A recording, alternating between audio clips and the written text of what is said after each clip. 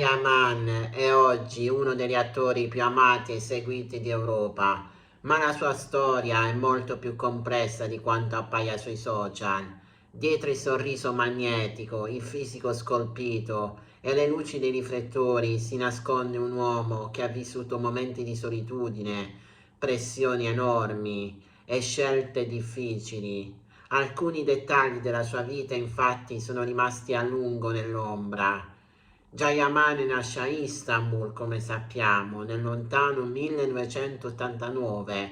I suoi genitori si separano quando lui è ancora molto piccolo e questo evento segna profondamente la sua crescita. In diverse interviste ha raccontato di aver sviluppato fin da giovane un carattere forte, ma anche molto chiuso. Studiava tanto, parlava poco, osservava molto. Non era il classico ragazzo spensierato. Frequenta il prestigioso liceo italiano di Istanbul, dove impara perfettamente la lingua italiana. Già allora, secondo alcuni ex compagni di scuola, Gian aveva un'aura particolare, carismatico, ma riservato. Non amava esporsi troppo, preferiva mantenere il controllo. Dopo la laurea in giurisprudenza inizia a lavorare come avvocato, ma la vita da ufficio non lo rende felice. In un'intervista del passato ha dichiarato: sentivo che stavo vivendo una vita che non mi apparteneva.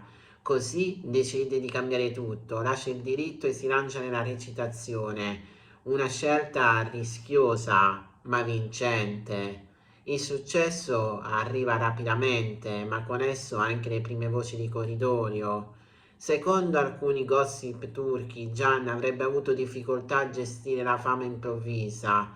Pare che all'inizio fosse molto diffidente, quasi sospettoso verso chiunque si avvicinasse a lui. Un insider avrebbe detto: Gian si fidava di pochissime persone, aveva paura di essere usato. Con dei Dreamer il suo volto diventa famoso in tutto il mondo. La chimica con la sua collega Demet Özdemir fa esplodere i social. I fan iniziano a notare sguardi intensi, gesti affettuosi fuori dal set, interviste piene di frasi ambigue. Demet diceva: con Gian c'è un legame speciale, e Gian rispondeva: con Demet mi sento me stesso. Mai una conferma ufficiale, ma nemmeno una vera smentita. Questo silenzio ha alimentato per anni le teorie dei fan.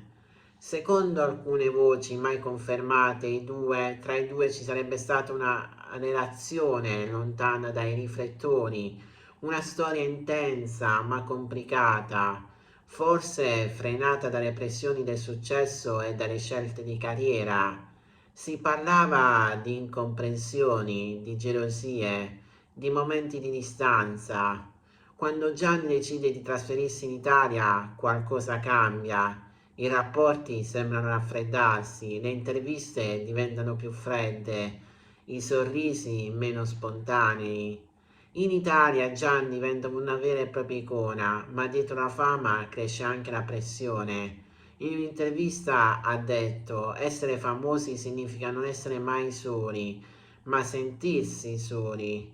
Alcuni gossip parlano di tensioni con alcune produzioni, di stanchezza emotiva, di bisogno di fermarsi, ma Gian ha sempre mantenuto il massimo riservo. Un altro lato poco conosciuto di Jayaman è il rapporto con le relazioni sentimentali. In diverse interviste ha spiegato di cercare qualcosa di autentico, ma di sentirsi spesso deluso. Molte persone si avvicinano per immagine, non per la persona. Secondo voci di corridoio, alcune sue storie sarebbero finite per motivi legati alla gelosia e alla distanza emotiva. Nulla di ufficiale, ma abbastanza per far capire che la sua vita sentimentale non è stata sempre semplice. Anche il suo carattere ha fatto parlare. Alcuni lo descrivono come passionale, diretto, a volte impulsivo.